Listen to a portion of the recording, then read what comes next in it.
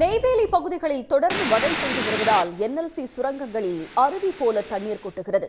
இதன் காரணமாக நிலக்கரி வெட்டும் எடுக்கும் பணி தற்காலிகமாக நிறுத்தப்பட்டிருப்பதாக கூறுகிறார் நம்முடைய செய்தியாளர் செந்தில்துரை. செந்தில்துரை, அந்த பகுதியில் எந்த அளவுக்கு மழை பெய்து வருகிறது, இதனால் நிலக்கரி வெட்டி எடுக்கும் பணியில் தொய்வு ஏற்பட்டிருக்கிறது, விவரங்கள்.